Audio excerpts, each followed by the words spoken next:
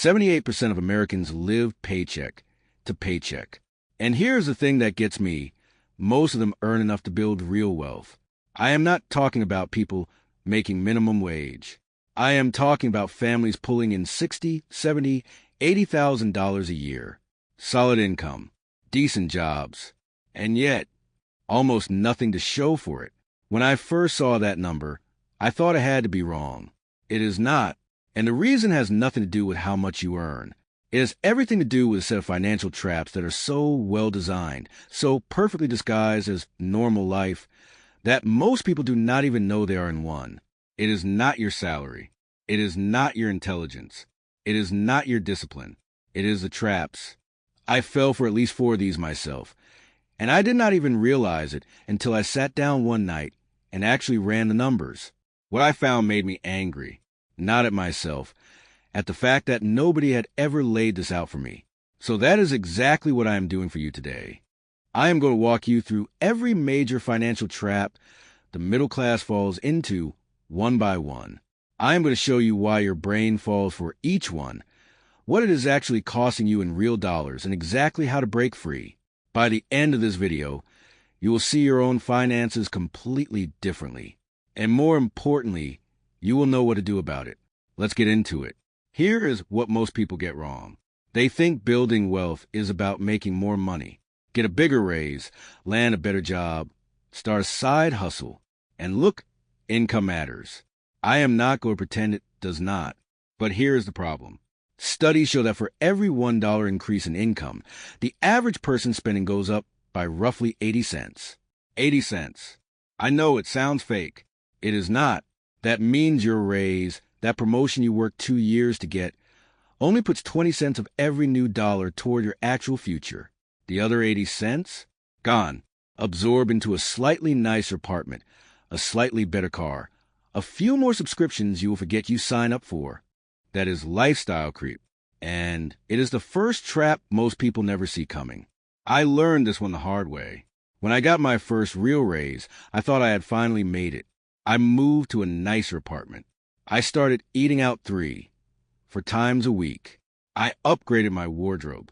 I told myself I deserved it. I had earned it, and I had. But 6 months later, I sat down and looked at my savings account. It was lower than before the raise. I was earning more and saving less. That was the moment it clicked for me. I did not have an income problem. I had a trap problem. And here's the thing that connects all of these traps.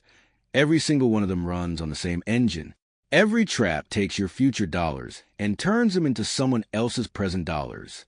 The car dealership, the credit card company, the subscription platform, the landlord of the apartment you upgraded to.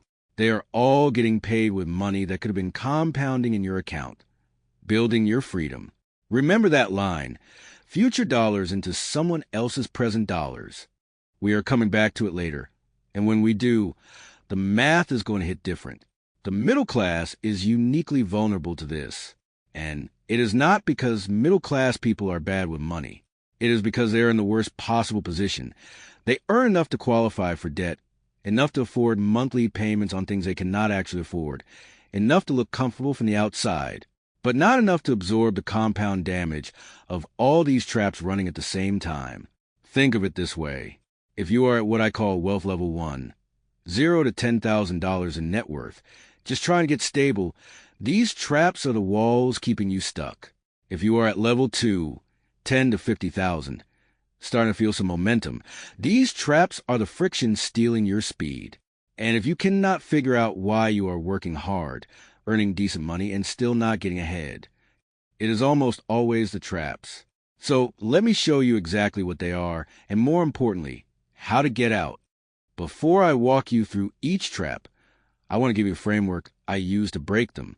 I call it the Trap Exit Framework, and it works for every single trap we are about to cover. First, name the trap. You cannot escape something you cannot see. Second, run the math, not the monthly cost, the lifetime cost. That is where it gets real. Third, find the trigger. Every trap has a psychological hook, status, convenience, fear, social pressure. Find yours. Fourth, build the exit. Not willpower. Not, I will try harder. A system. An automatic redirect that takes the decision out of your hands. And fifth, redirect the free dollars.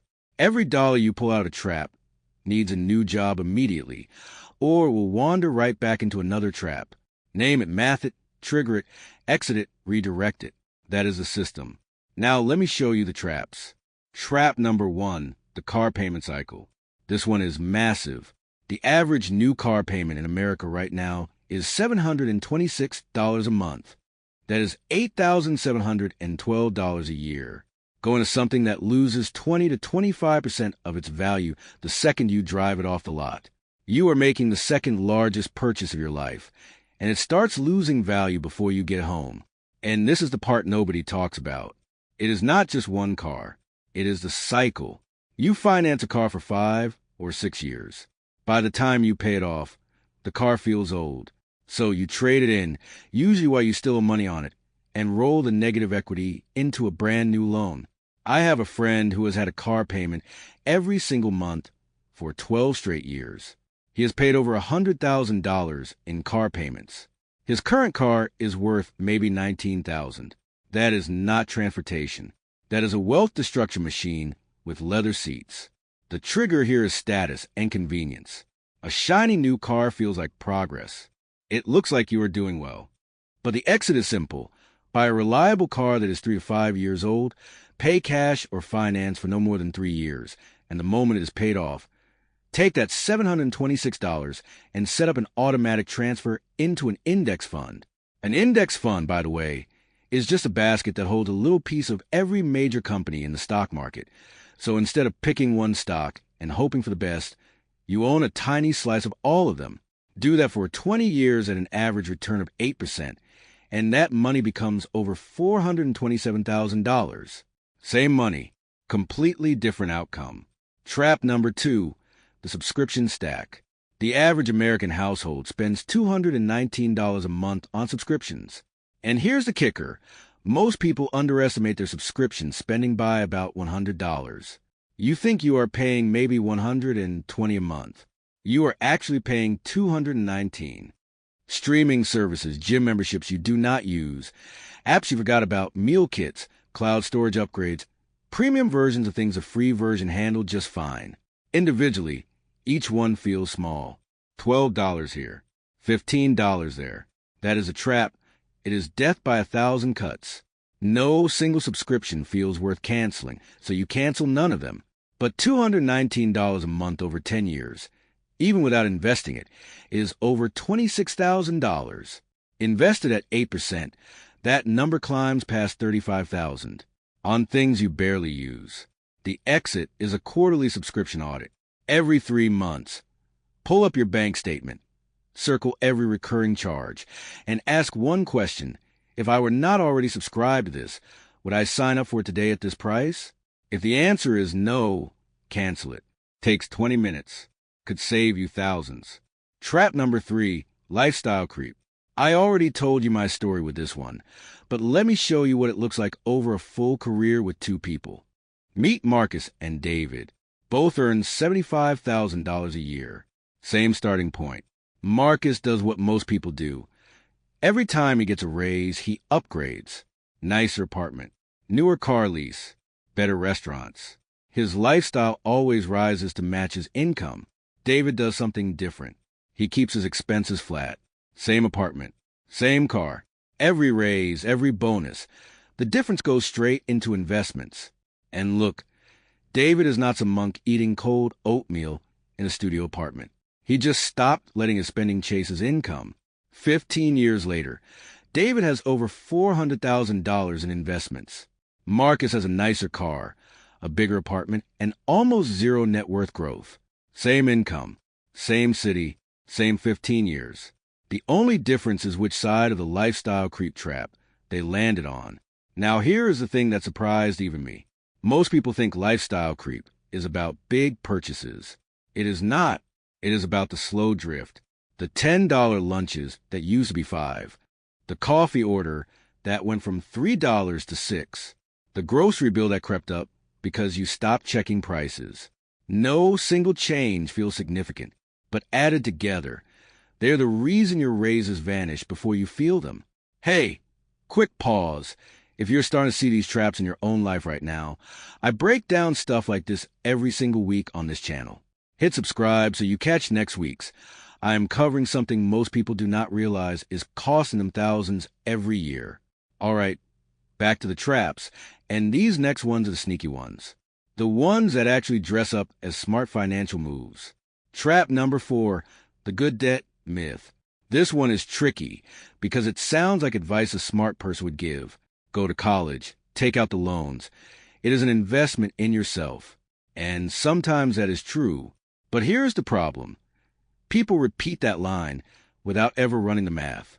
The average student loan balance in America is roughly $37,000. And a lot of graduates walk out with degrees that lead to salaries of $35,000, $40,000, maybe $45,000 a year. After taxes, after rent, after basic living expenses, there's barely enough left to make the loan payments, let alone build wealth on top of them.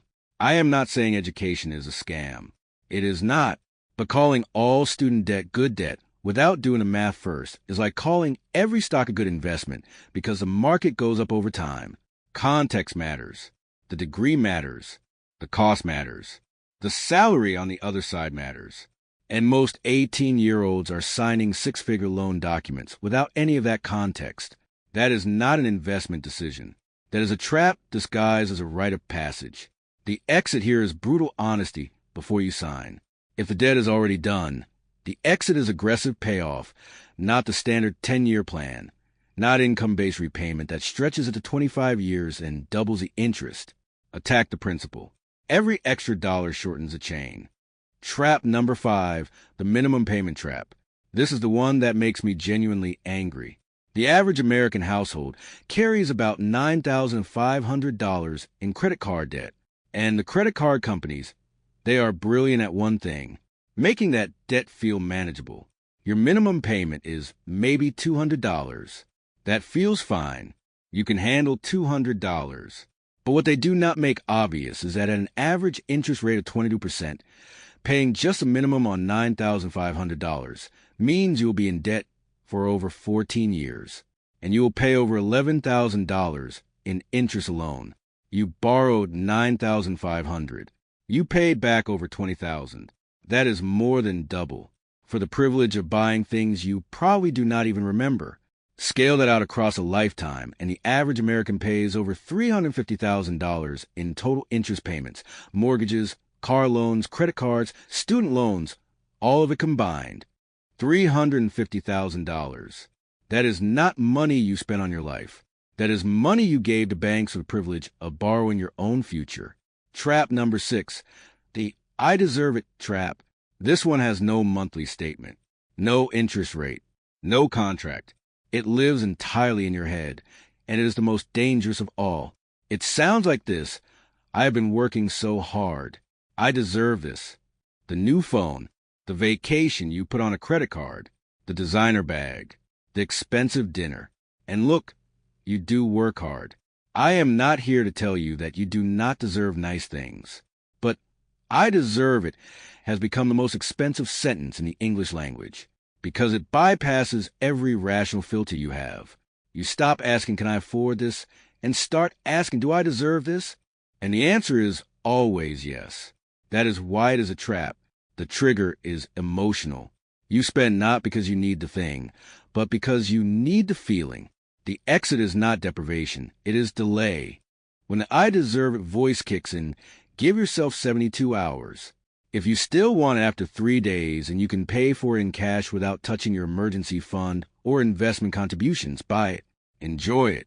No guilt. But that 72-hour gap kills about 80% of impulse purchases. The feeling passes. The money stays. Now, let me bring this all together. Earlier I said every trap runs on the same engine. It turns your future dollars into someone else's present dollars. Let me show you what that actually looks like when you map it out. Take just the car payment. $726 a month. If instead of giving that to a dealership, you invested it in a simple index fund averaging 8% over 20 years, you'd have $427,000. The car dealership got your future wealth. And they got it for the price of a monthly payment that felt manageable. Now stack the subscriptions. $219 a month. Same conditions, that is another $65,000. Stack the lifestyle creep. Stack the interest payments. When you add it all up, the average middle-class family is losing somewhere between $500,000 and $1 million in potential lifetime wealth to these traps. Not because they are bad with money, because the traps are that well-designed. And I am not saying this to scare you. I am saying it because the math does not lie. The moment you stop seeing these as normal expenses and start seeing them as traps with exits, everything changes. You are not cutting back. You are breaking free. There is a difference. So let me leave you with 3 things you can do. Not someday, not eventually. Now, number 1. Today, pull up your bank statement from last month. Every single transaction. Circle every recurring charge, subscriptions, memberships, automatic renewals, everything. I guarantee you will find at least 2 or 3 charges you forgot existed. Cancel them right now while you are thinking about it. Do not tell yourself you will do it later. Later is where money goes to die. Number 2, this week, set up what I call invisible transfer. Pick a number, even if it is $50, even if it's $25, and set up an automatic transfer from your checking account to a separate savings or investment account. Schedule it for the day after your paycheck hits. The money moves before you see it, before you feel it, before you can spend it. You are not relying on willpower. You are building an exit that runs on autopilot. This one move is what separates people who stay stuck at level 1 from people who start building real momentum at level 2. Number 3, this one you carry with you. From now on, every time you are about to spend more than $100 on something, run the trap test. Ask yourself one question. Am I turning my future dollars into someone else's present dollars? That is it. One question. You are not being cheap. You are not depriving yourself. You are just making sure that when you spend, it is a conscious vote for the life you want, not a default payment into someone else's business model. Escaping these traps is not about deprivation. It is not about never having fun. It is not about living on rice and beans in a dark apartment. It is about making sure your money builds your life, not someone else's. And the truth is, once you see the traps, you cannot unsee them. You will notice them everywhere. In the car commercial that focuses on a monthly payment instead of the total cost. In the credit card offer that highlights the rewards instead of the 22% interest rate. In the subscription that makes canceling for clicks harder than signing up. They are everywhere. But now you know what they look like. And that is the first step out. Which of these traps hit the hardest for you? And which one are you escaping first? Drop in the comments. I read every single one. And I bet we have all fallen for the same ones. If you want to see the exact system I use to automate my finances, so the traps never get a chance to kick in, watch this video right here. I break down the full blueprint step by step.